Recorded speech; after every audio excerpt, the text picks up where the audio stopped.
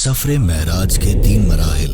پہلا مرحلہ زمینی معراج، مسجد الحرام سے آپ صلی اللہ علیہ وآلہ وسلم کو قبلہ اول انبیاء کرام علیہم السلام کی سرزمین بیت المقدس لے جایا گیا۔ دوسرا مرحلہ آسمانی معراج، جس میں اللہ پاک نے اپنے محبوب اکبر صلی اللہ علیہ وآلہ وسلم کو اپنی قدرت کاملہ کے بہت سے مناظر دکھائے۔ پہلے آسمان، پھر وہاں سے دوسرے، پھر تیسرے، یہاں تک کہ 7ویں آسمان تک پہنچ گئے۔ ہر آسمان پر انبیاء کرام علیہم السلام اور فرشتوں نے خوش آمدید مرحبا کہتے ہوئے شاندار استقبال کیا۔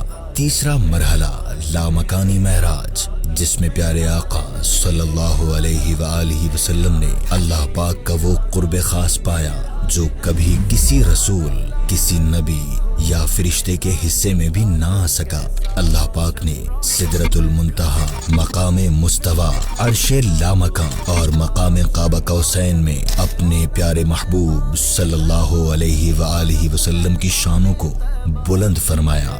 اپنے محبوب کو حالت بیداری میں سر اقدس کی آنکھوں سے اپنا دیدار کروایا اور اپنی وحی خاص سے بھی مشرف فرمایا۔